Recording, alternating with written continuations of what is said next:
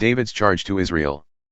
David assembled at Jerusalem all the officials of Israel, the officials of the tribes, the officers of the divisions that served the king, the commanders of thousands, the commanders of hundreds, the stewards of all the property and livestock of the king and his sons. Together with the palace officials, the mighty men and all the seasoned warriors. Then King David rose to his feet and said, "Hear me, my brothers and my people. I had it in my heart to build a house of rest for the ark of the covenant of the Lord and for the footstool of our God, and I made preparations for building. But God said to me, You may not build a house for my name, for you are a man of war and have shed blood. Yet the Lord God of Israel chose me from all my father's house to be king over Israel forever. For he chose Judah as leader, and in the house of Judah my father's house, and among my father's sons he took pleasure in me to make me king over all Israel.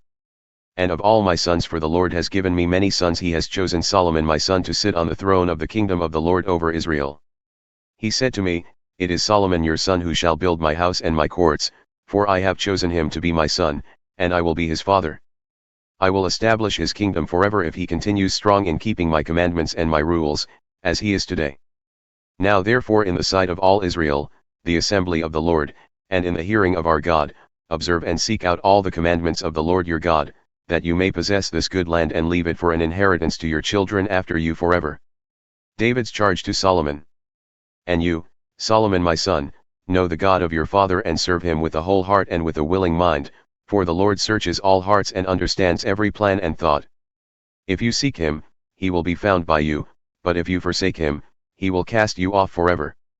Be careful now, for the Lord has chosen you to build a house for the sanctuary, be strong and do it."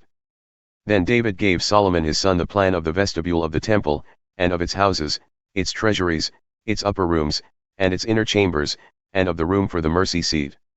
And the plan of all that he had in mind for the courts of the house of the Lord, all the surrounding chambers, the treasuries of the house of God, and the treasuries for dedicated gifts.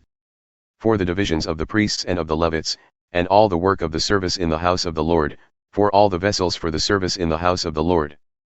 The weight of gold for all golden vessels for each service, the weight of silver vessels for each service. The weight of the golden lampstands and their lamps, the weight of gold for each lampstand and its lamps, the weight of silver for a lampstand and its lamps, according to the use of each lampstand in the service. The weight of gold for each table for the showbread, the silver for the silver tables. And pure gold for the forks, the basins, and the cups, for the golden bowls and the weight of each, for the silver bowls and the weight of each.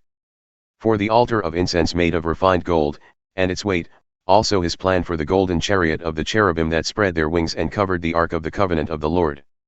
All this he made clear to me in writing from the hand of the Lord, all the work to be done according to the plan.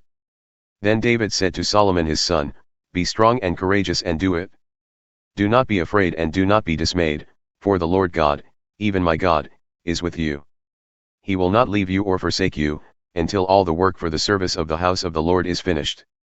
And behold, the divisions of the priests and the Levites for all the service of the house of God, and with you in all the work will be every willing man who has skill for any kind of service, also the officers and all the people will be wholly at your command.